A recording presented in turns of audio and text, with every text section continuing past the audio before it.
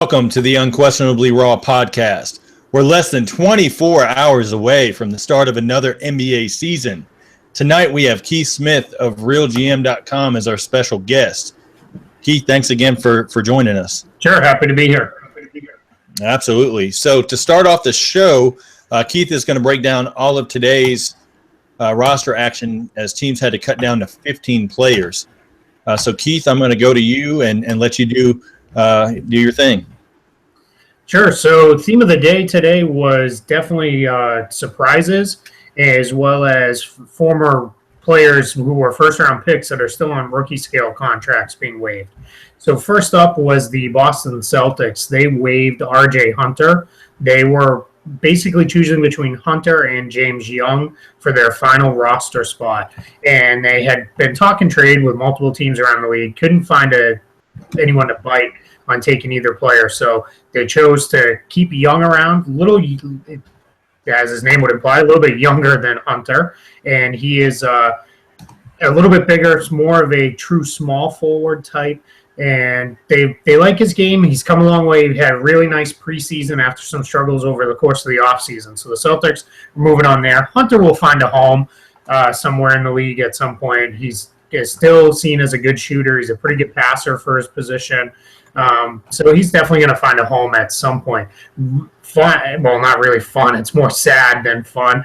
Today's actually R.J. Hunter's birthday, so rough birthday for him getting waived on his birthday. And then we saw the Phoenix Suns waive former first-round pick Archie Goodwin. This one may have been the biggest surprise of the day. It looks like Goodwin was going to stick there in Phoenix and be part of their guard mix at some point throughout the year, but they're pretty deep at guard with Knight and Bledsoe and Booker. They've also got John Jenkins. They're just really ready to move on from Goodwin and let him get a fresh start elsewhere. So Goodwin was cut loose and let go.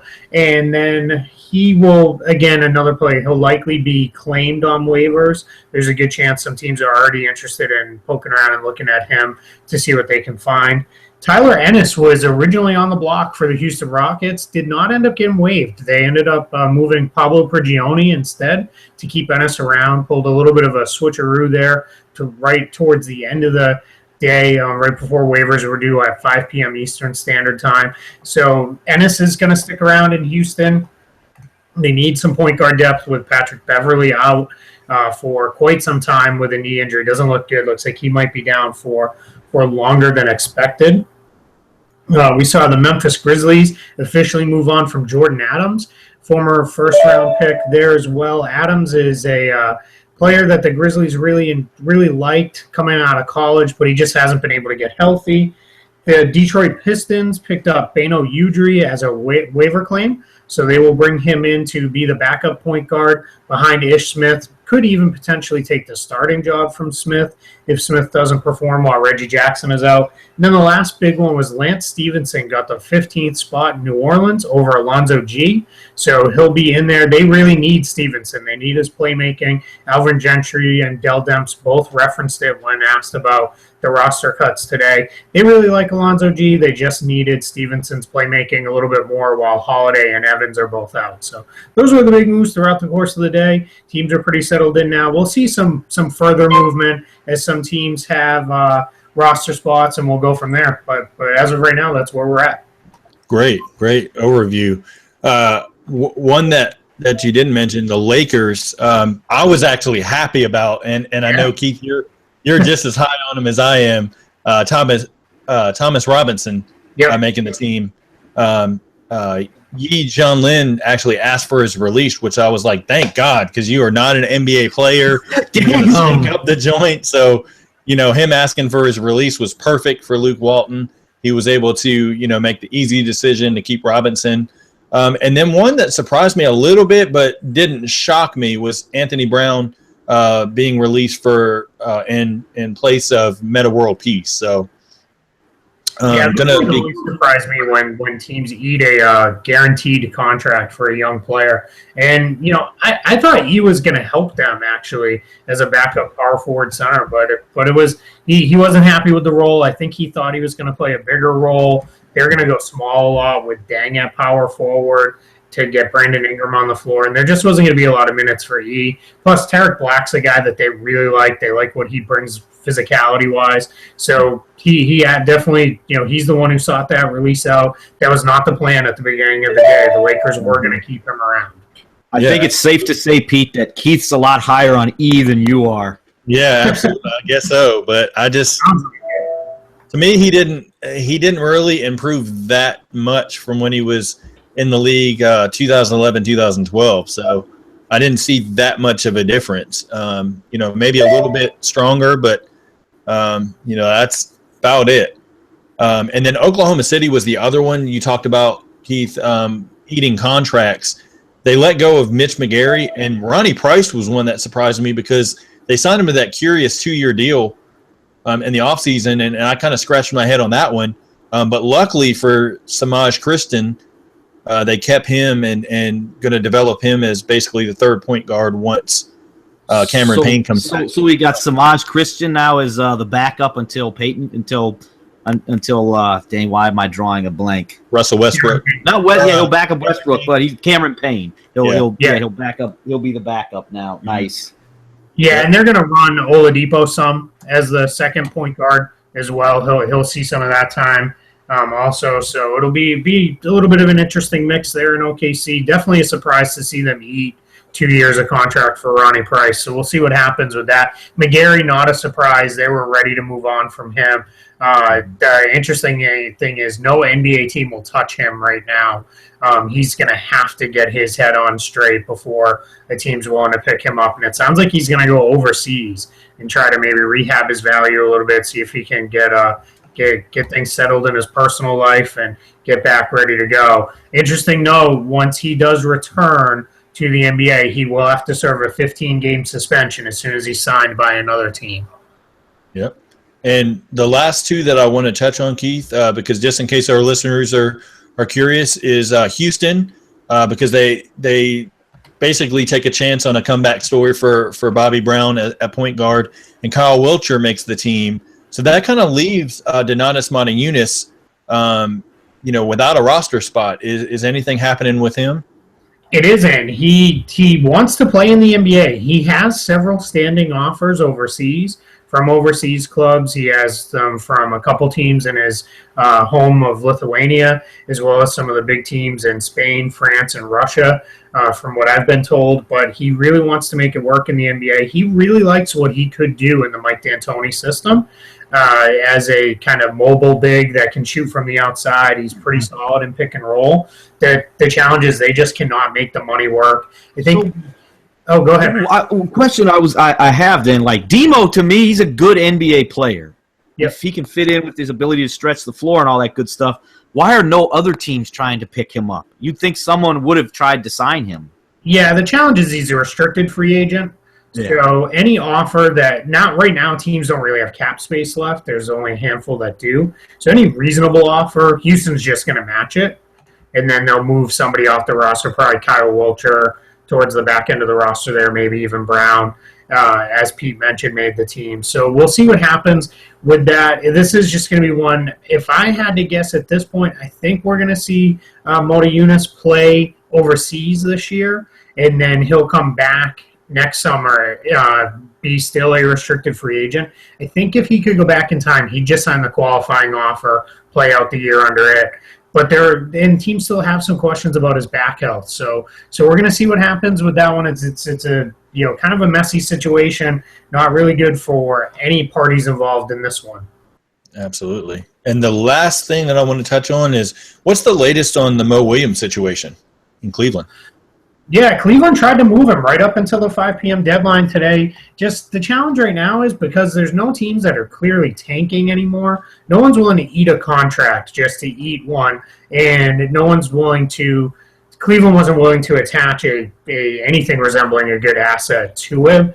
They were willing to give up something, but nothing worth it. So what they're going to do is they're going to keep Williams on the roster for now, see if they can work out a deal a little bit later down the line. Their whole motivation for moving him is tax savings because he's not going to play for them. He's probably not going to play in the NBA again. So the Cavs want to just reduce their tax bill, and as as it's climbing and it's continuing to climb, it's going to be tough on them. So anything they can do to knock that down, they're trying to do. So we'll see what happens, but it doesn't look like at this point we're going to see Williams get moved anytime soon, which makes it a little bit tough on them because that's going to leave them really with only a 14-man roster. Yeah, that's going to be tough going into the season, especially if the rumors hold true, with Mario Chalmers kind of who they're going after at the point guard spot. I know, of course, they could just as easily release DeAndre Liggins, who, took that 14th spot. But it's just tough when you're kind of held hostage, so to speak, for a player that's not even going to play. So yeah, I think by the time Chalmers is ready to go, they will either completely waive Williams and just eat the money, or they'll have something in place to move him. Nice. Okay. All right. Well, that takes us into what everybody kind of probably tuned in for. It's our predictions. So we're going to start out with our non-playoff teams. Real quick, count down from the 15th spot to the 9th spot, real quick, just to give an idea. Before we do this, I have a new product for everybody out there. I have Voss. I have Voss water. Nice. What we've got today. So Voss water. Nice. All right. Try to stay hydrated. But Keith, I'm going to go to you first with it, and counting down your 15 to 9 in the Western Conference. How do you kind of see that shaking out? Yeah, so I've got the Lakers at the bottom of the conference at 15. I do think they're not going to be good enough to win games, but they're going to be a lot of fun to watch with all that young talent, see how they come together. So, which is a departure. I don't get me wrong. Despite growing up in Boston, I've admired Kobe Bryant quite a bit over the course of his career, but they just weren't a fun team to watch the last couple of seasons. So hopefully this year they'll be fun. Just in front of them, I have Phoenix. Same kind of thing. I think a lot of growing pains for Phoenix. So I don't think that they're going to be ready to really win games. I think there's a good chance by the trade deadline they'll have moved some of their veteran pieces off to get additional assets. Then we get into what I like to call, and this is really the same point in both conferences, the quagmire, right? I can see any mix of these teams in just about any order. So I've got Sacramento, then Denver, then Minnesota. I know a lot of people are really high on them. I just don't think they're quite ready yet. Mm-hmm. Then I have probably surprised that some people are really high on. I have Houston not making the playoffs. I just think the defense is going to be too bad to overcome how good their offense is. And then New Orleans right there. And that New Orleans is just a bet on Anthony Davis. I love Anthony Davis. He's one of my favorite players in the entire league.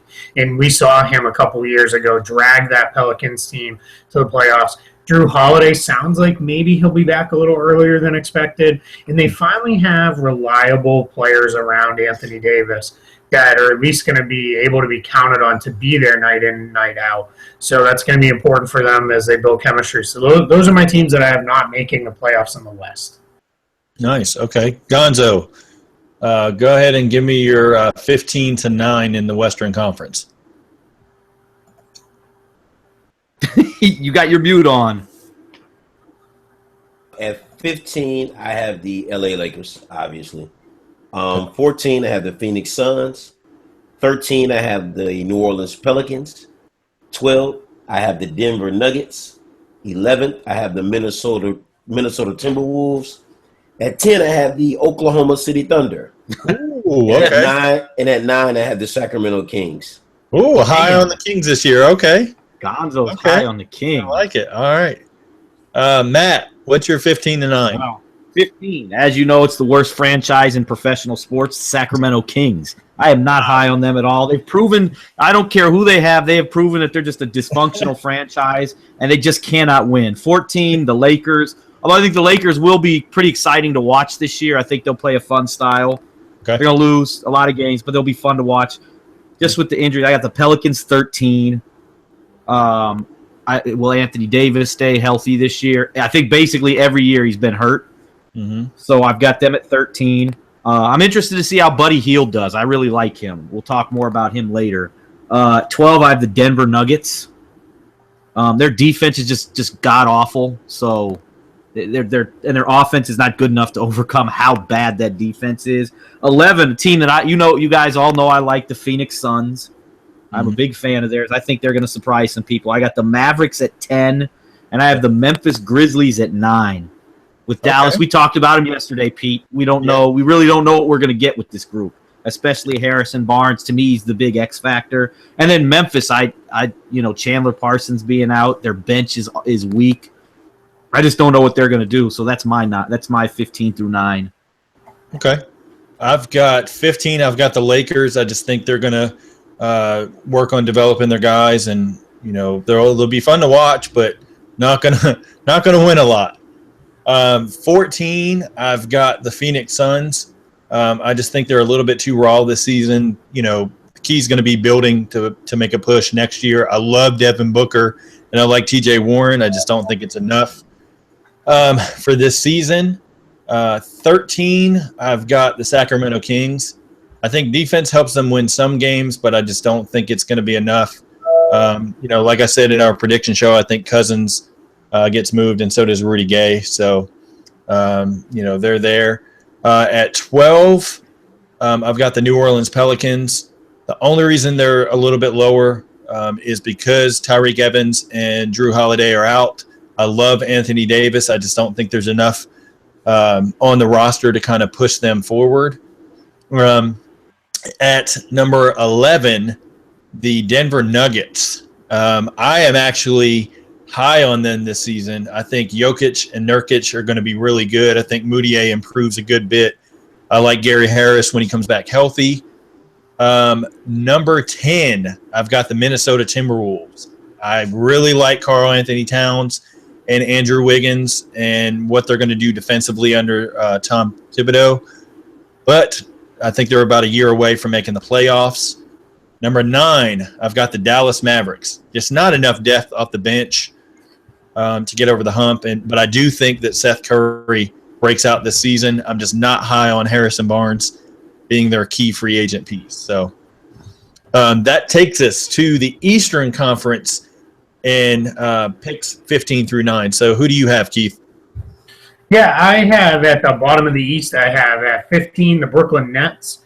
Just not enough talent there. It's going to be interesting to watch Jeremy Lin and Brook Lopez form the Brooklyn combo and play that pick and roll action there. So we'll see what happens with them. 14, Philadelphia. I think they're going to be much improved, just not ready yet. They're kind of synonym to the Lakers, right, on the Western Conference side. So we'll see what happens.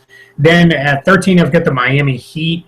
That is more based around, I think, probably by the time we hit Christmas or maybe New Year's, the Heat are going to be looking to really start the next iteration of their team. I think they'll move on from Goran Dragic. We've already heard rumors of that as the season's getting kicked off here. 12, I have the Chicago Bulls. I just think the spacing is going to be so atrocious, they're not going to be able to overcome it.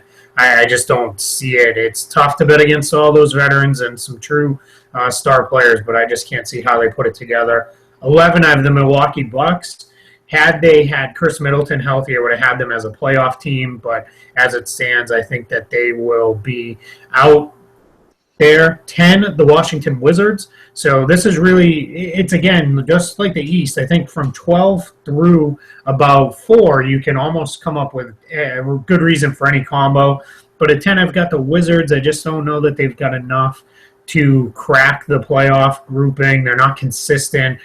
They really need Bradley Beal, and can you count on him for more than 50 or 60 games?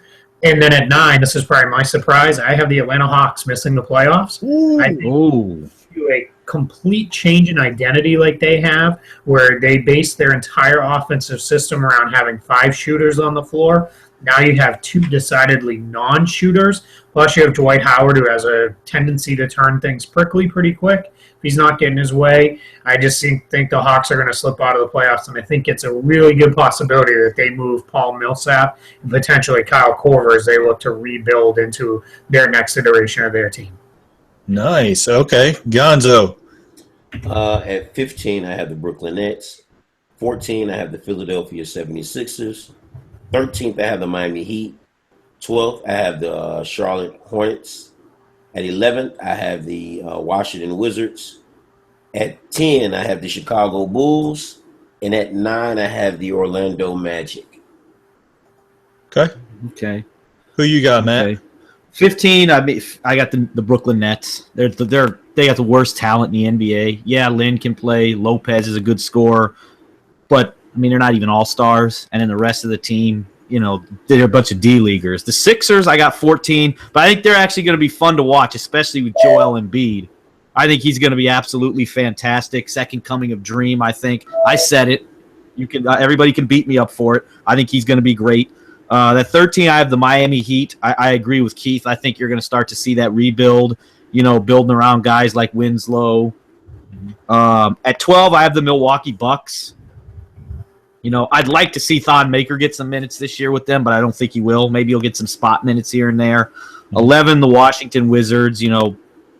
I just don't know if they have enough. I actually think Beal's going to be healthy. That was one of my predictions when we previewed them. I think he'll stay healthy and be an all-star this year because we know in the East, guys who aren't in the playoffs, they can make the all-star team. 10, I have the Hornets. And at 9, this is a team, when we did the preview, I had them much higher. But after watching 3 or 4 games in the preseason, because I get all of them here, I got the Chicago Bulls. That team I just don't understand. I like Fred Hoiberg as a coach. I think I'm higher on him than most people are. They brought him in to run a specific offensive system. I think he can coach other things, but the organization, Garpax, they bring him in to run they want him to run this system. But they don't surround him with the personnel to run the system. And you compound that in the offseason by bringing in Wade and Rondo, ball-dominant guys who can't shoot. Then you trade for Michael Carter-Williams, another non-shooter. Mm-hmm. You're going to have – this is going to be the worst spacing I've ever seen on an NBA floor unless somehow they find a way to start Doug McDermott, which I think at this point they should do. Go small, let him play the 4. So that's my 9. It disappoints me because I really want to like this Bulls team. I really do like Hoiberg. Yeah, absolutely. Let's see. 15, I'm actually going to go, with my 76ers. I hate to say that, but I just think Noel being out for what's looking to be, about 5 weeks or so, probably going to end up being more with him. Simmons being out, Bayless is out for a month. I just think that they're going to be decent to watch, but I just don't think it's enough. I think the Nets are going to be a little bit better than some people haven't predicted. They're number 14 for me. The Heat, just like you guys said, they're going to go into rebuilding mode. 13. Number 12, the Bucks. I just think Middleton injury is just too much. Not a lot of production from Greg Monroe, so Antetokounmpo and Jabari Parker can both average 20. It's just not going to be enough for them. 11, I've got the Washington Wizards. I don't think they did enough in the offseason. Now they're basically their off-season acquisition was Jan Mahinmi, and he's out. So, not a lot to look forward to there. 10, I've got the Bulls. Just that ugly spacing is just going to be atrocious to watch. It might be the worst spacing team in the history of the league. Yeah, we talked about over the summer if the Golden State added a guy like Ray Allen, you'd see those 5 shooters on the floor. It'd be the greatest. Then on the Bulls, you got the opposite end of the spectrum. Lopez. Then you throw Taj Gibson, Jimmy Butler, Dwayne Wade, and Rajon Rondo. What kind of spacing is that? 5 non-shooters. And I read an article earlier that was saying that Rondo is trying to build up team chemistry and the excitement for the team. And I'm just like, what excitement? There's nothing to be excited about on that team offensively and defensively. Exactly. They're going to suffer. And I'm convinced they only brought Wade in just to put asses in the seats. Basically, that's the only reason they brought him in. Let him finish out the end of his career in his home city and just put some butts in the seats. That's why they brought in it. That organization is becoming a joke right now. It's sad to say. I think Gonzo will agree with me on that one. Absolutely.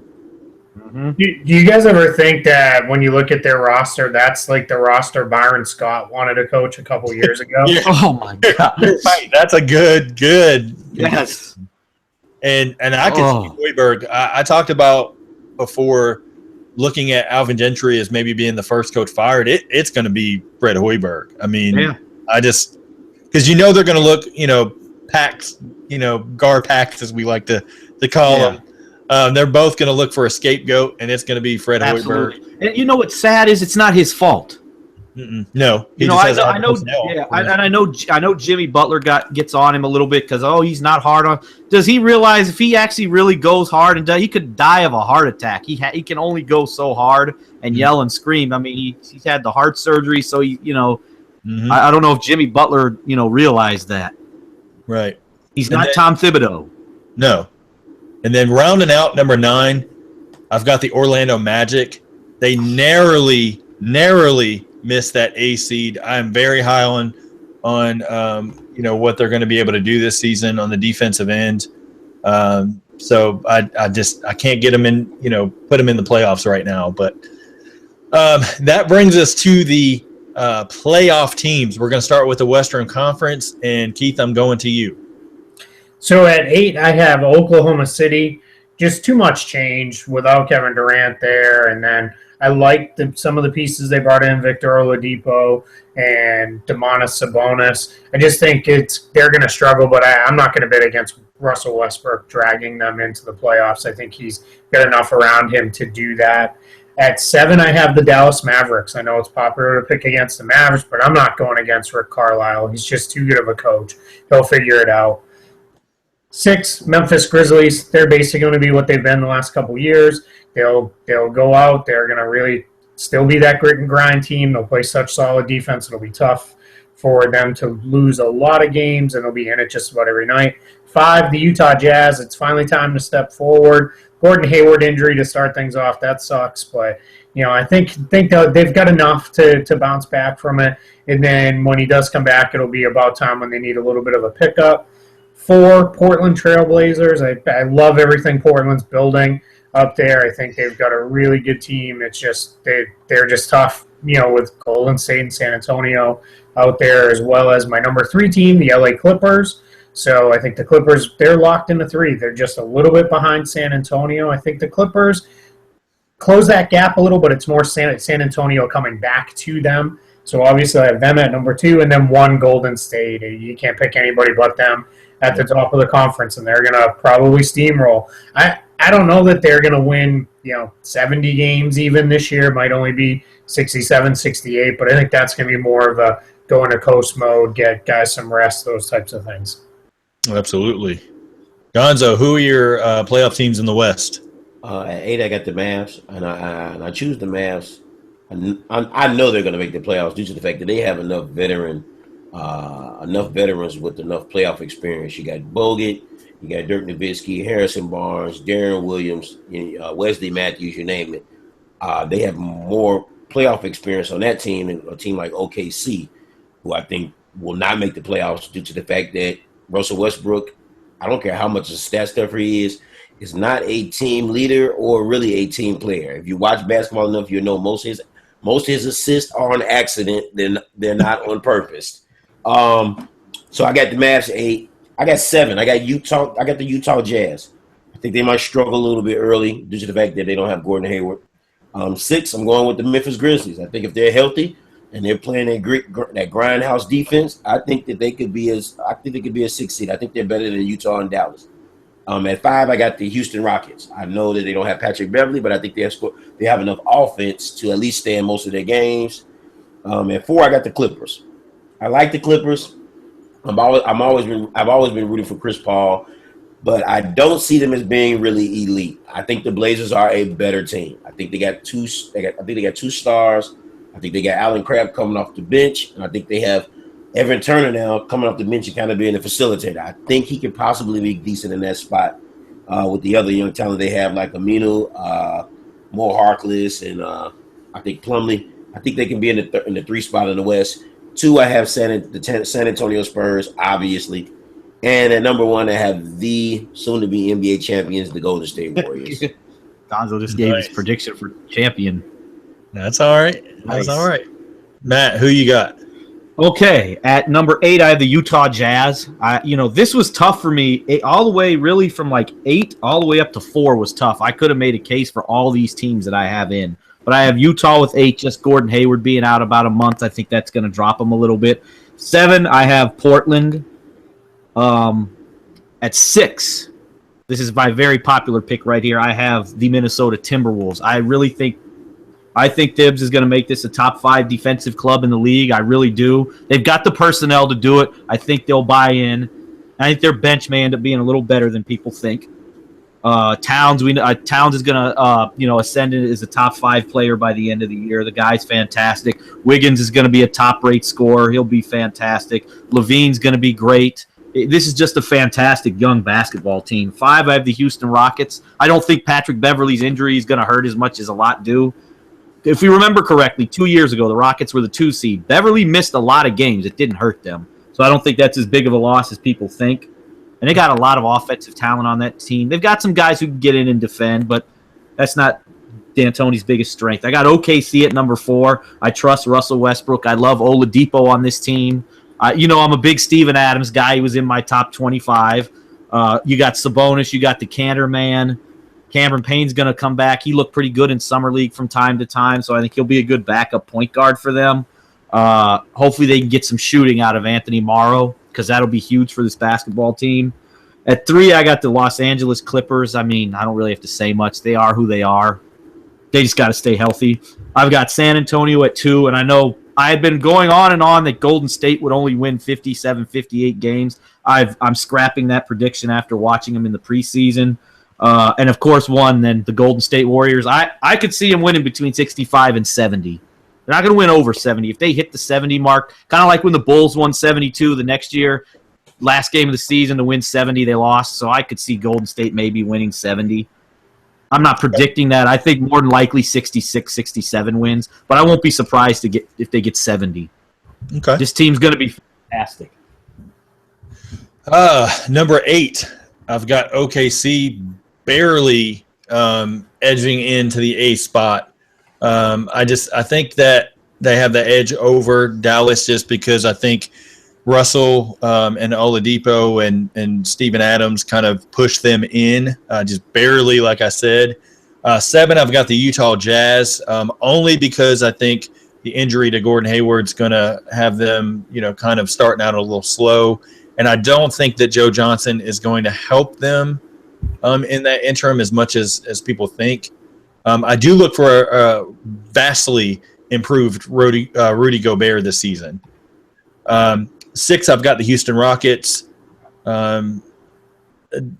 With Patrick Beverley out for a little while, I think they kind of struggle just a little bit, but not enough to miss the playoffs there. And then I think they turn it on the second half of the season. James Harden is just going to be unstoppable on offense. Number 5, I've kind of got a little surprise. I've got the Grizzlies there. I like having Zach Randolph off the bench to carry that team. I think Gasol comes back healthy. Conley is going to show you why he got so much money in free agency. And then Chandler Parsons is going to actually, once he gets back, he's going to be able to help them, from the small forward spot. With the Blazers, I've got them 4. I think Damian Lillard and C.J. McCollum really push to get them to 50 wins, but I think they fall short. But I think that they're going to have a breakout season, or you're going to see a breakout season from Damian Lillard. He's going to be improved defensively. Number 3, I've got a shocker here. I've got the Spurs falling to 3. I think that they're going to actually rest some guys, and I think a little bit of the injury bug with Danny Green there, and then not having Jonathan Simmons kind of backing him up. You're going to see some guys thrust into a little bit more action than usual. I don't know that David Lee is going to help them much off the bench, so they're going to miss Boris Diaw a lot this season. With the Clippers, I've got them number 2. I think they take a big leap. I think they challenge themselves to try to overcome the Warriors this season. Obviously, it's not going to happen, but I think Blake is going to be locked in. CP3 knows that he's kind of getting towards the end of his career and his last basically couple seasons to really make a push. So I think that, they're going to etch themselves into that second spot. And then the Warriors, of course, number 1, they're going to be lethal this season. I think they rest some guys, so the 67 win mark is about where I have them.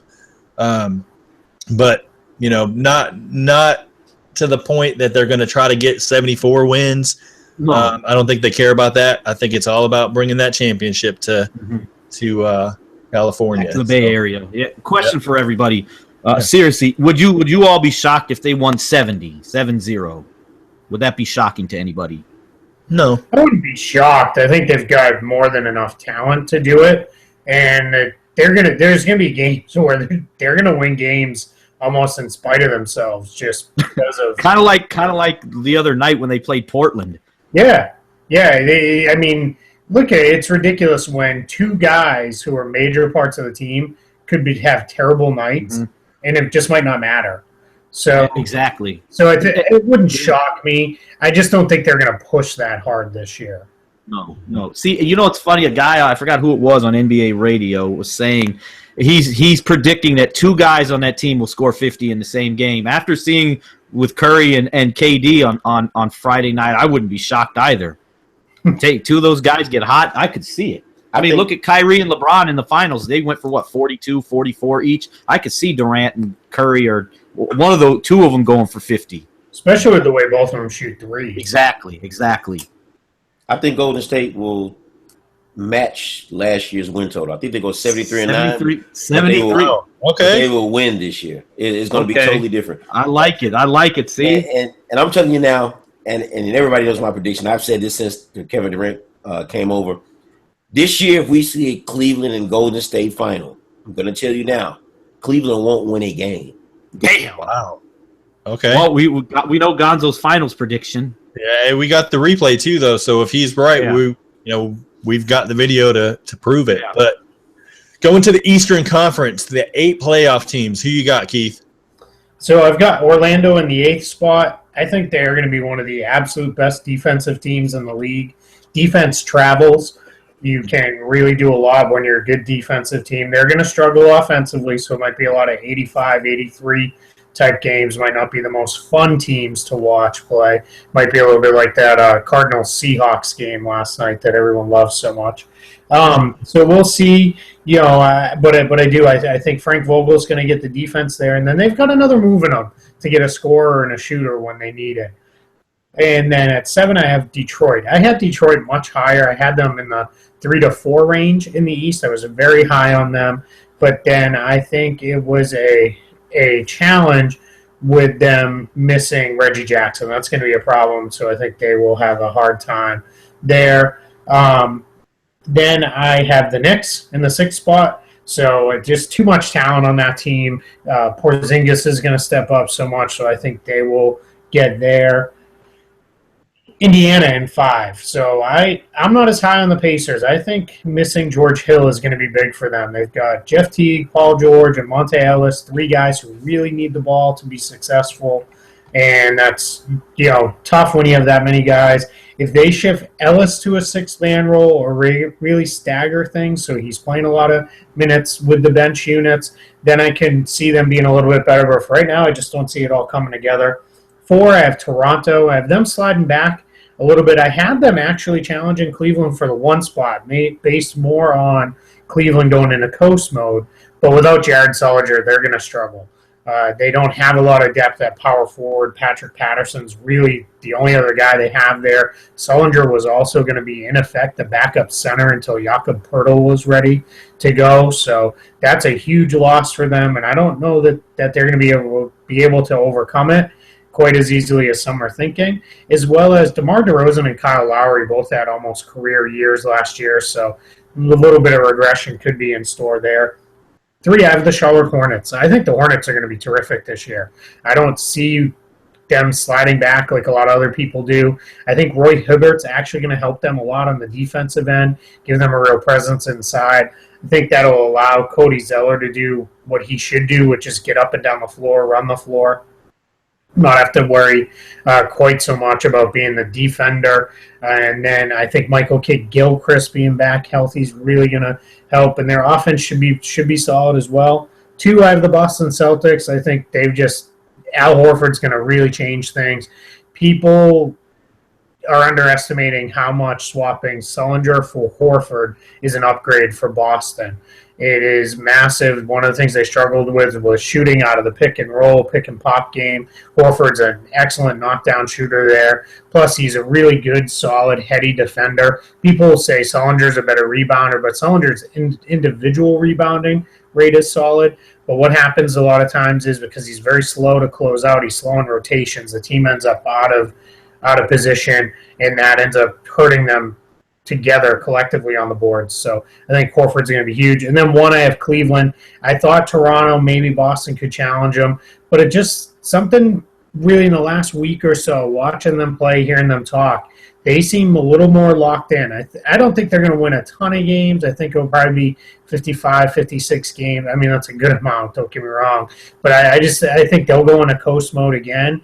And the big thing with both conferences, it's really going to be tight this year. I think you're going to see I don't think you're going to see teams pull away quite as much as we saw last year, especially in the middle of the pack. I think, really from 13 to 12, 13 through 4 or 5 on both sides, you can see almost any mix that makes sense. Mm-hmm. Absolutely. I fully agree with that. Gonzo, who's your 8 in the East? I'm gonna give you my 8, but I want to make this statement for everybody out there who's watching the show. In the Eastern Conference, to me, 8 through 2, it could really be anybody because it really doesn't matter anyway because Cleveland's going to come out of that conference. So there's really no competition in the East when it comes to competing against Cleveland. In the West, you maybe got 1 or 2 teams, maybe the Clippers, maybe the Spurs that could possibly compete with the Warriors. But when it comes down to the talent, we know the Warriors are better. At 8, I have the New York Knicks. I had taken them out last week. And after watching like the last couple of preseason games, I said, if they play Porzingis more and use him a little more, I think they could possibly slide into an 8th spot. And with the Bulls, and from what I've seen from the Bulls, they're probably going to fall out of place and fall down pretty low. So the Knicks could take their spot. At 7, I have the Milwaukee Bucks. At 6, I put the Pistons in. At 5, I have Atlanta. At 4, I have Boston. 3, Toronto. 2, the Pacers. And number 1, everybody knows the Cavs. Okay. Matt, who you got? Yeah, I'm with Keith on my number 8 team. I've got the Orlando Magic. I think they're going to be a pretty good team this year, especially on the defensive end. I think the offense will come. They'll be better. I've got the Hawks at number 7. I think they'll be just good enough to get in this year. I actually have the Raptors falling down to 6. I agree with Keith. I think Lowry and DeRozan, you may see slight regression this year. No Sullinger. So they've got some problems. Keith, is Podol going to be ready to go first game? Is he going to be the backup? Yeah, I don't. It's going to be tough. They're going to have to get something out of him. They said today that they plan to play Pascal Siakam quite a bit. Okay. The other first-round pick, they like his energy and things he can do off the bench. So they're going to have to mix and match with both of them. Yeah. Eunice has had his own health issues and foul trouble, it seems like, every other night. So Yeah, exactly. And then at 5, I have the Detroit Pistons. I think they'll be fine. Jackson will be back. He'll be ready to go in a few weeks. I've got the Pacers at 4. I've got the Boston Celtics at 3. I've got the New York Knicks at number 2. If you saw our Knicks preview, everybody knows I've got them at 2, and I'm sticking by it. I'm not wavering from my pick. Obviously, the Cavs number 1. I agree with Keith. 56, 57 wins for the Cavs. I'm calling 52 wins for the Knicks, though. Ooh. I like this. I really like this Knicks team. And Porzingis is going to be fantastic this year. I think they're going to go to him a lot more. I think he's going to be great. Okay. Not too bad. For the A spot, I've got the Pistons. I just think Reggie Jackson being out, I don't think Ish Smith's going to be enough for them. I think they're going to find that Andre Drummond doesn't take that jump offensively like they think he's going to. 7, I've got the Hawks. I kind of teetered on the Hawks from 7 to 6 range just because I've never been a huge fan of Dwight Howard, and I have question marks on Dennis Schroeder. I really like Malcolm Delaney, who they brought over from the EuroLeague. So I think he can push Schroeder. I would not, go as bold to say he'll take the starting spot from Schroeder, but I think he could actually close out some games if Schroeder struggles early. Number 6, I've got the Knicks. I think Melo, this is the year he kind of takes a little step back and sees that Porzingis is the future, and Porzingis is going to light it up. I think Courtney Lee on the perimeter defensively is going to be able to help. He'll knock down some threes. Derrick Rose is going to be solid. I don't think he's going to do anything extravagant, but a guy I like is Medagis Kuzminskis. I hope I didn't butcher his name too bad. I like him off the bench. So Joakim Noah, he'll have a resurrected season, finally healthy. Let's see, number 5, I've got the Toronto Raptors. There's no way this team, Jared Sullinger's out for a while, possibly a long while, with a foot injury. And then looking at DeMarre Carroll, I don't know that he's going to be fully healthy, being able to slide over to the 4 a lot.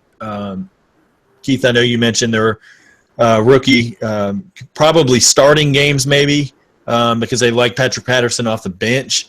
I just don't think that's enough up front to compete. And there's no way that Lowry and DeRozan have, that good of a season again. I mean, I think they were fraudulent last year and, take a step back this year.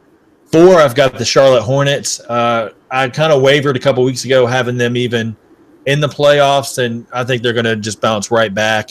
I don't think they're going to have any problems. Hibbert on the defensive end is going to help a good bit.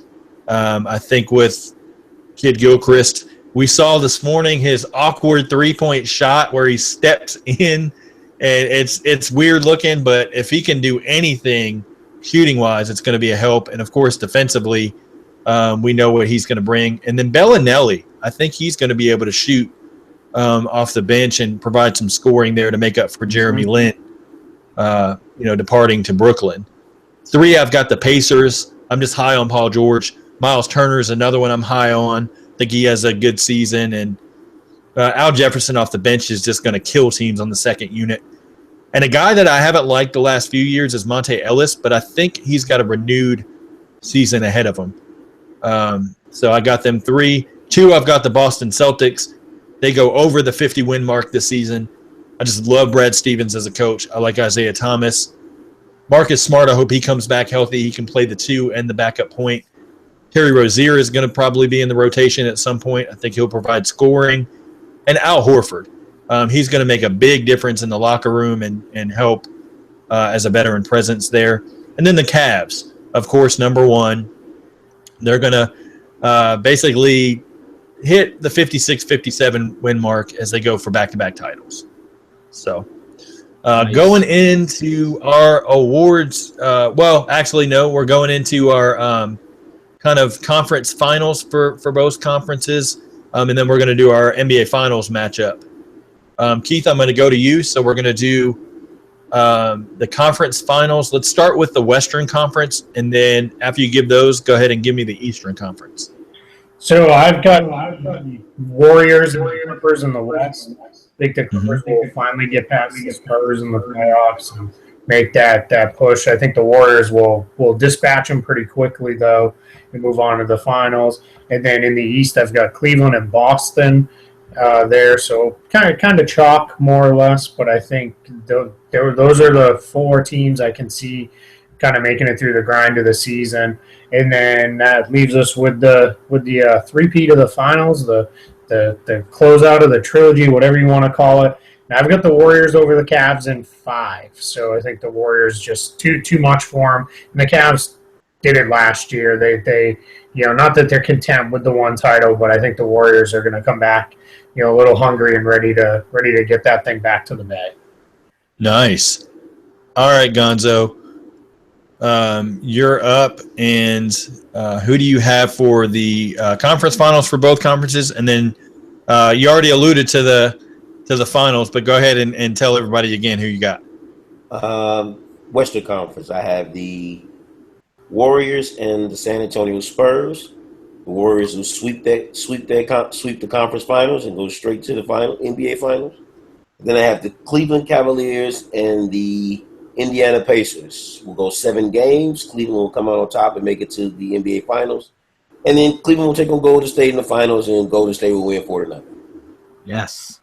Okay. Matt, like it. who Who you got? Okay, I'm going to run through my entire playoffs here. It won't take me that long because I was looking at this and I have to do it, especially with how my conference finals came out. It's going to be a shock. So in our 1-8 matchup, we have Golden State and Utah. I think this is actually going to be a good series. The Jazz played them well last year. They were all pretty tight games. It's a kind of a tough matchup for the Warriors, So I see the Warriors obviously winning, but I think it'll take them 6 games in the first round against Utah. 2-7 would be Spurs Blazers. I called it as my bold prediction. Blazers are going to take the Spurs out in the first round. So that's a matchup. Then we got the Clippers and the Timberwolves. I also called this in our Timberwolves preview. The Wolves are going to take the Clippers out in the first round. Yes, I know it's crazy. 4-5 matchup Thunder Rockets. I got the Rockets taking that one. So now we have the Warriors and the Rockets. Warriors are going to beat them 4 or 5 games. Timberwolves, Blazers, I have the Minnesota Timberwolves. So we have a Warriors-Timberwolves conference final. Warriors are going to sweep them in 4. Wow. Yes. Okay. Yes, I'm calling it. Yes, I can't believe it, but yes. So in the East, in the 1-8, Cavs, Magic. Cavs will win it in 4. I think the Magic, they're not ready for the Cavs yet. Then we got the Knicks and the Hawks. Knicks will take that one 6 games, maybe 5. Celtics, Raptors, I think that's a hard-fought 6-game series. Celtics will come out on top. Pacers, Pistons. I actually think the Pistons will get the Pacers this year. I like this Pistons team, so that gives us Cavs, Pistons in the second round. Another good series. I think it'll go 6, but the Cavs will prevail.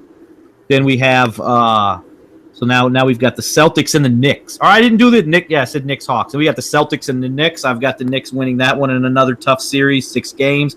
Cavs versus Knicks. Cavs will win it in 5. So now we have the Warriors and the Cavs in the finals. Guys got Warriors in 5. Okay. You are high on the Timberwolves and the Knicks. Yes, I am. like yes, I am.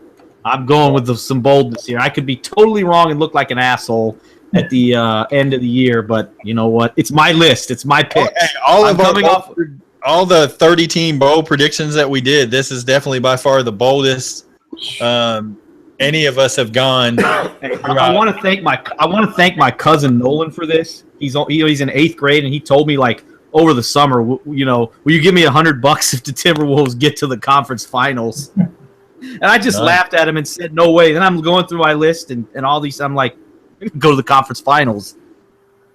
Okay. It's funny. Keith and I did not share answers before this, but I've got the exact same thing. I've got the Warriors and Clippers.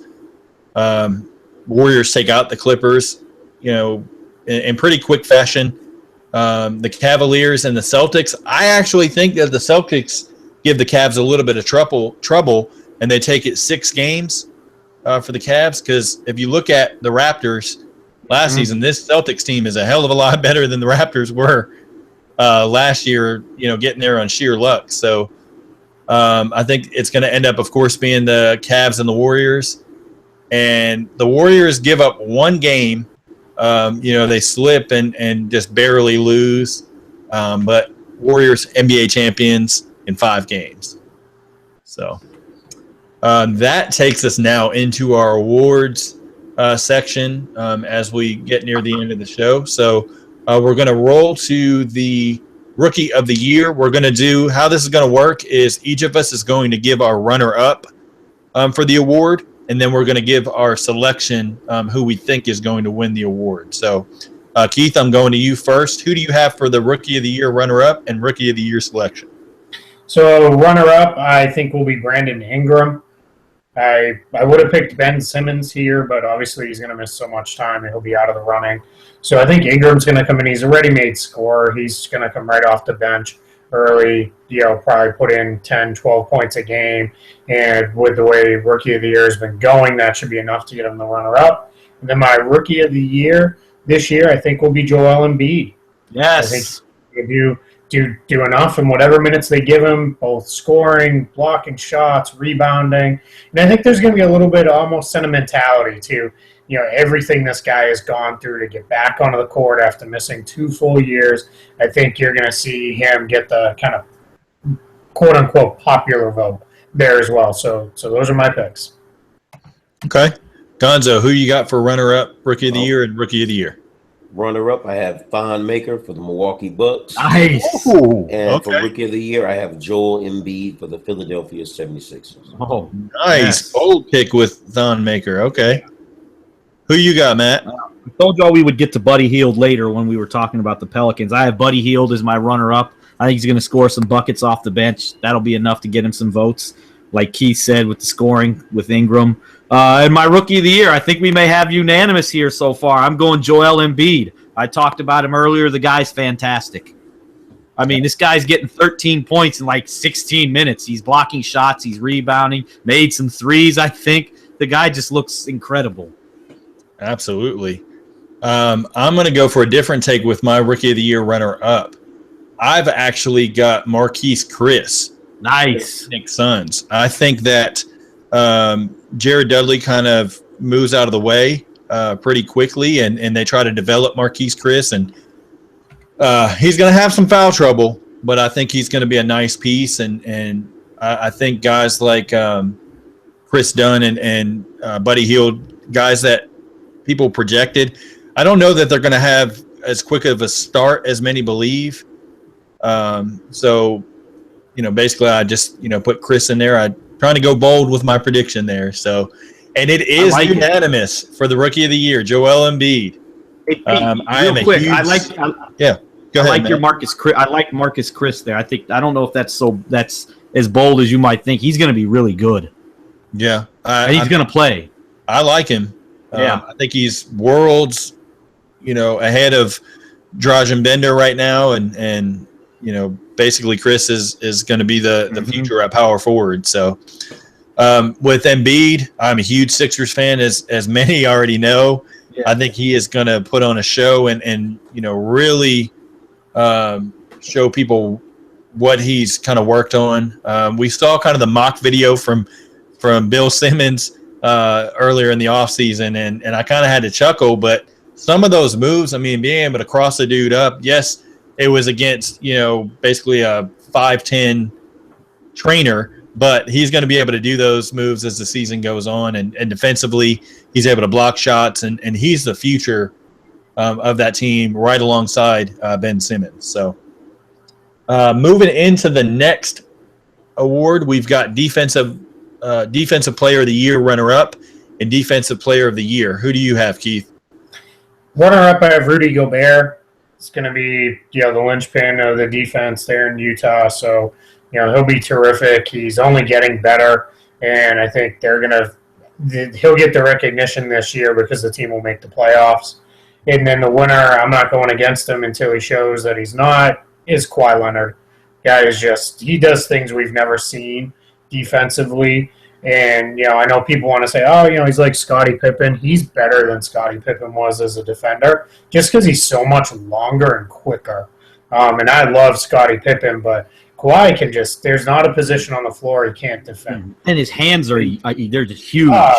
Yeah, ridiculous. So, I mean, he's just so good. So, until he, either backs off because he's having to carry such a big offensive load, I'm not going against Kawhi. Yeah. Nice. Okay. Gonzo, who do you have as Defensive Player of the Year runner-up and Defensive Player of the Year? Draymond Green, the runner-up. The actual Defensive Player of the Year is Kawhi Leonard. Nice. Okay. Matt. I've actually gone in a different direction. I think Kawhi Leonard is the best defender, but in the NBA, I've noticed MVP. You don't typically see guys win an award 3 years. The NBA usually likes to switch it up, so I think that may be the only thing. So I'm going to go two big guys here. DeAndre Jordan, the runner-up. And then I said it on our Utah preview, Rudy Gobert is my Defensive Player of the Year. I think he's nice. He's going to be phenomenal on the defensive end of the floor. The guy, he's a pogost. He's long. The guy, he's just going to be great. You just got to stay healthy, though. That's the key. I can absolutely see that because I've got Rudy Gobert as my runner-up. And same as Keith, I've got Kawhi Leonard. Until he proves any different, he's going to get it. So that does make a point, though, with the voter fatigue. They don't LeBron, like with Michael Jordan, he never got 3 in a row. They just don't. Yeah. Larry Bird did, though. Okay. Yeah. You never know. Yeah, that's true. That is true. Hey, anytime I can work Larry Bird into a podcast. Anytime you can get some Celtics history in there, definitely. So going to Coach of the Year runner-up and Coach of the Year winner, who do you have, Keith? I have my runner-up as Frank Vogel. I think he's going to get them to be such a good defensive team. I think they'll be top 3 or 5, 3 to 5. I think is where they're going to fall. I think making the playoffs with what is obviously somewhat of a flawed roster, and people around the league like him, especially a lot of the people who vote for these awards are really like Frank Vogel. Some people think he got a little bit of a raw deal in Indiana, so I think that'll help him out a little bit there. And then my winner, I have Brad Stevens. I think it's just going to be with him. People aren't going to want to vote for Steve Kerr again, and they're not going to probably give it to Tyronn Lue just because the Cavs are probably going to coast some. So I think the Celtics step up. They take that next step. Stevens has been close, or climbing the charts, I guess it is. And then I think is, so I've got Brad Stevens. That's where I think we'll see him start getting a lot more of that recognition that he deserves. All right. Gonzo had to hop off, but he went ahead and gave me his Coach of the Year pick, and it's Brad Stevens of the Boston Celtics. So nice. I think he's pretty high on him as well. So seems to be a trend there. Matt, who's your picks? All right. I'm right there with Keith on runner-up. I've got Frank Vogel as well. I mean, I don't have to – Keith pretty much said everything. My Coach of the Year should be pretty obvious. I'm sticking with the theme, Minnesota Timberwolves. Tom Thibodeau, Coach of the Year. Wow. I'm sticking with this Timberwolves theme today. We're all going to look sorry when the Timberwolves hop all the way up in the top of the Western Conference, and we're all like, "What the hell, Matt?" And then, because if there's any indication, your Thon Maker pick, kind of definitely was a huge gamble, a month and a half before the draft, and that's all good. We have it on video. I called it. That's fine. But I also before we had any of this stuff, when I thought Adam Morrison was going to be a superstar in the NBA, I was wrong about that. So I'm not invincible. I do get it wrong sometimes. I do get it wrong. Matt, you're only supposed to talk about the ones you get right. Yeah, but I know. I just have to throw that. I'm not perfect. Yeah. Coach of the Year, runner-up, I've actually got Steve Kerr because I think the record, having the best record, I think he's going to be, right there. Coach of the Year, it is Brad Stevens. I think getting the Boston Celtics over the 50-win mark, I've loved Brad Stevens since he came into the league, and I just think he does that much for the roster, and I just think they're going to be there both offensively and defensively, and getting them as far as he will, especially to the conference finals against the Cavs. I mean, you can't help but put him in the Coach of the Year win column. So going to the Most Improved Player of the Year runner-up and Most Improved Player winner. Who do you have, Keith? For my runner-up, I have Nikola Jokic from the Denver Nuggets.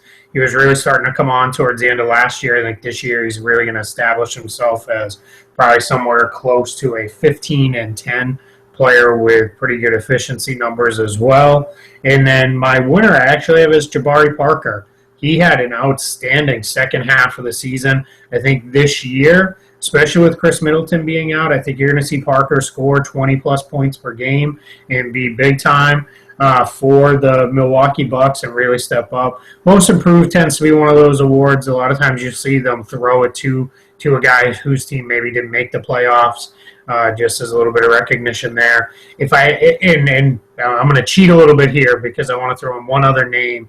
Hopefully I'm not stealing anyone's thunder. But another guy who'll be in the mix for this award will be Evan Fournier for the Orlando Magic. He's also probably going to be around 20 points per game. And he's going to be able to do a lot of the ball handling, so he's going to rack up some assist numbers. And if the Magic are good, I think he's going to get a lot of recognition. I think Evan Fournier, I know we're not doing this, but I'm going to throw this out there. He's going to be a first-time All-Star this year. Nice. Okay, I like that. Okay. Matt, who do you have? I flip-flopped it from my prediction earlier. My runner-up was my original pick, but I had to flip-flop it. But I got Emmanuel Mudiay as my runner-up. I think he's going to be really good. And my most improved will be Devin Booker, because I think his numbers are going to be off the charts this year. So I think Devin Booker will be rewarded because of that. So I'm going with Devin Booker. Mine is two guys that you both mentioned. I had my runner-up just a slight edge over Nikola Jokic. I think Jokic is going to be that good. I think Jabari Parker as the runner-up is going to be better. Keith, you took the words right out of my mouth. 20 points a game score easily. Really going to show what he can do on the offensive end. And my most improved winner is going to be Devin Booker. Nice. The lights out. I think he's going to still struggle a little bit defensively, but offensively, man, that kid's got it. So definitely looking forward to watching the Suns. And you don't get penalized most improved for being lackluster on the defensive end. Exactly. There's no penalty points for that. No. Going to our Sixth Man of the Year runner-up and Sixth Man of the Year winner. Who do you have, Keith? My runner-up is going to be Jeff Green of the Orlando Magic.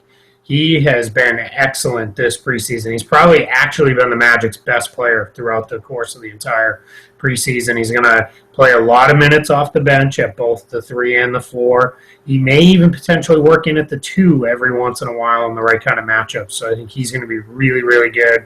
So I think he is going to get some recognition as the Magic I'm predicting to be better than some people think. And then my winner is going to be Evan Turner of the Portland Trailblazers. I think people started to see it last year with the Boston Celtics. He was so good for them. And I think this year he's going to step up, really play great for Portland. My only concern with that pick is, does he end up starting too many games? And if he does, then I'll take him out of the mix. But if he comes off the bench, he's going to be Portland's de facto backup point guard. But he's going to play anywhere from the 1 through 3 positions for them. And I love his game. I love everything he does. He will win several games for Portland on nights when the other guys don't have it. He did it in Boston, and I think he's going to get recognized for that this year. Nice. Okay. Matt, who do you have? Runner-up, Brandon Knight. He's going to score a lot of points. And we know that's how you win Sixth Man. But my Sixth Man of the Year, I'm sticking with my original pick. I'm going with Doug McDermott. I'm going with Dougie McBuckets. I think he's going to score points for this team because he's going to have to play because they need floor spacing. He's going to hit a lot of shots. So I'm going with Dougie McBuckets here. Okay, nice. I actually had I kind of had to just like Keith said, I had to kind of teeter with Evan Turner. Is he going to have to play enough games? Is he going to play more games starting than he's going to play coming off the bench?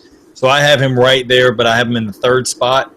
My runner-up is going to be Zach Randolph. I like what he can do off the bench. He's going to annihilate teams being able to score and then rebound. And Brandon Knight, just because I think he's going to chuck up tons of shots being the 6th man off the bench, and he's going to be able to play both guard spots. So that's the only reason I have him as the 6th man. No Jamal Crawford in the mix. I don't think he gets as many shots this season. So that takes us to our last award of the night as we wrap up the show. It's the biggest award, individual award for the season. It's the MVP runner-up and the MVP winner. Who do you have, Keith? My runner-up is Kawhi Leonard. I think he's going to take that step forward this year. He's a superstar, but I think this year he's going to be a super-duper star, if there is such a thing. I think he's really just going to show everything he can do. I think they've been building to this, and they're ready to completely unleash him on the league. I think the Warriors guys they're just going to split it too much this year, so I think that's going to take them out of the mix. With a lot of mouths to feed there, numbers might not be what they are, despite the fact they might be just as good as they've always been. But with that, I don't think guys like James Harden and Russell Westbrook, they're probably going to be terrific individually. I just don't know that their teams will be good enough. So that leaves me with my winner. I think he wants it back. I think one more time he wants to prove that he is the best player on the planet. And I think LeBron James gets the MVP back. I think this year is going to be one of those years where he says, you know what, want to remind everybody, I am still the man here in this league. This is still my NBA, and he's going to try to get back on top with another MVP title. Nice. All right, I'm going to read off Gonzo's picks. He says his MVP runner-up is LeBron James, and he's got as MVP James Harden of the Houston Rockets. Harden's going to have the numbers. Yeah. So who do you have, Matt? Okay, I'm doing this based on my list here. I've got the runner-up, James Harden. And because I think Oklahoma City will win 50 games, just at 50, or maybe 48, 49, but finish fourth, Russell Westbrook, MVP. The other guy I was considering, but I just don't know how, it would be Paul George. I was kind of thinking him as well. I think you're going to get a new MVP this year. It won't be Curry. LeBron has a shot too, but is he going to coast enough too much to get the M? I think that's the question with LeBron, but I'm going with Russell Westbrook. Nice.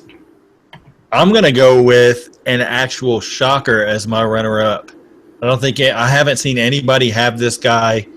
I just think that they're going to be able to take a step forward that they haven't taken previously, and I think he's going to overtake their point guard as kind of the leader this season. And I think he's going to have a renewed focus. It's going to be Blake Griffin of the Los Angeles Clippers. Interesting. Wow. I wanted to go bold with my runner-up, just because I think my winner a lot of people have kind of there, and it's LeBron James. James Harden, he finishes third because I don't think Houston's going to be as good as people are saying, in the standings, and I think that hurts him a little bit. Defensively, he's not going to get much better this year, especially under a coach that can care less about defense. With LeBron, I just think even though he's going to take a couple games off, I just think he's that good, and he's going to get it. So it'll be interesting, fellas, to see. Looking back on this at the end of the season, we'll have to we'll do a little, before the playoffs begin. We'll do a little recap of what our predictions are and how bad we were. Good we were. You guys will probably. I'm going to be the one who probably comes out looking like the biggest asshole up here. No, I mean, hey, you went bold though. You went Timberwolves and Knicks pretty high, so you could prove us wrong and totally get it right. So you never know. But that's going to wrap us up for this show, and I just want to thank everybody again. We actually got as high as number 4 on iTunes podcasts over the weekend. Thank you so much to everybody that has supported us since the beginning of September. Keith, I want to make sure to say thank you to you because you were the first one that was gracious enough to actually say yes to us as far as being a guest, and we thank you and really honor everything that you bring for the podcast, and like Matt and I have said, you're our honorary member, always welcome. So do me a favor and let everybody know where they can find you and just kind of what you're working on.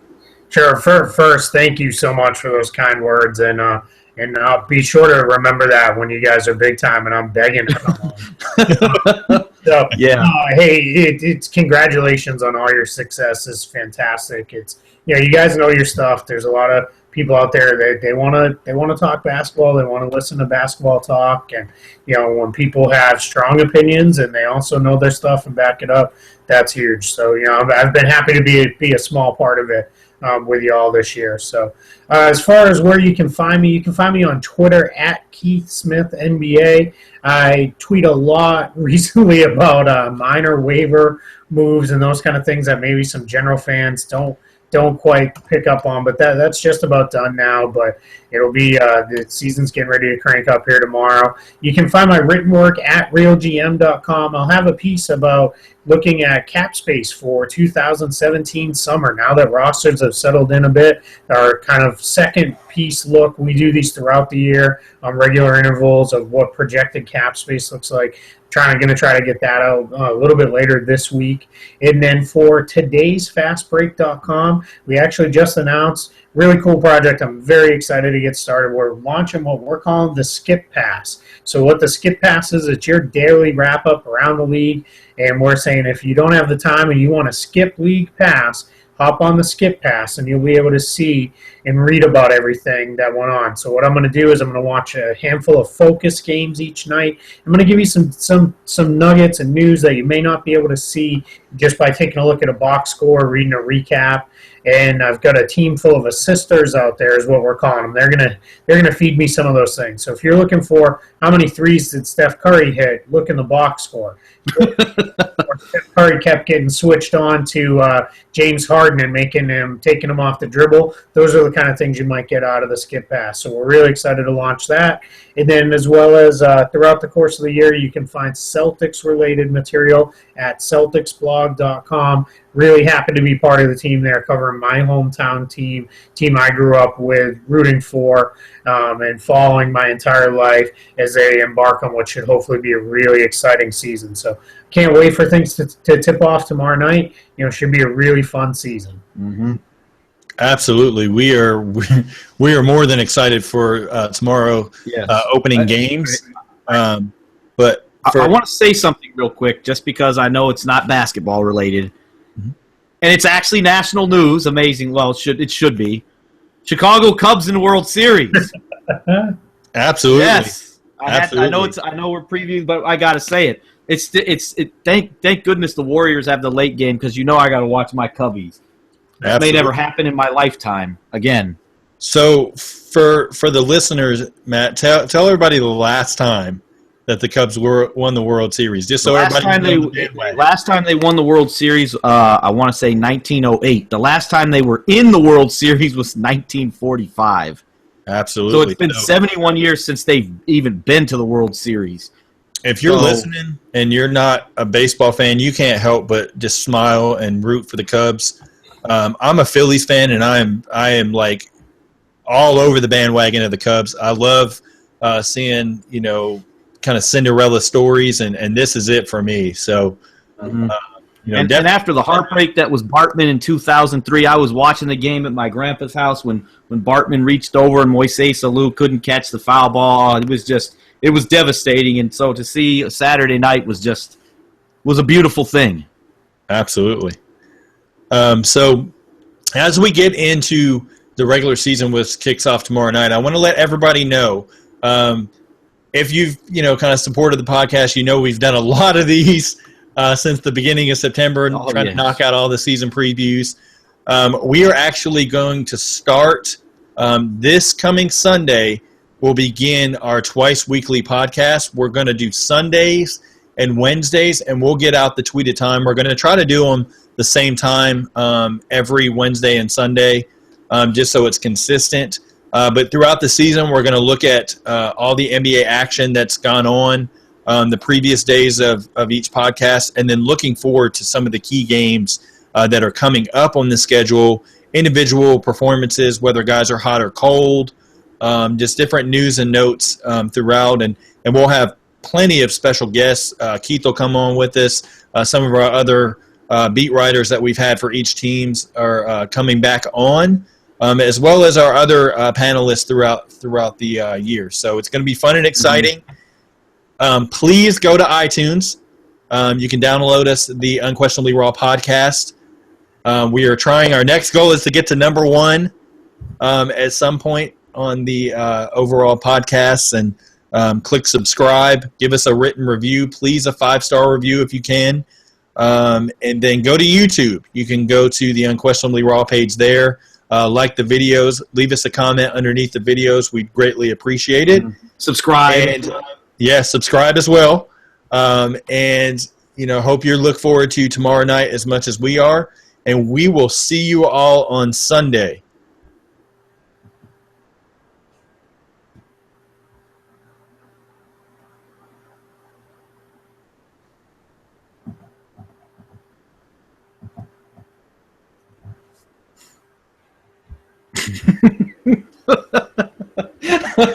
Sorry, Pete.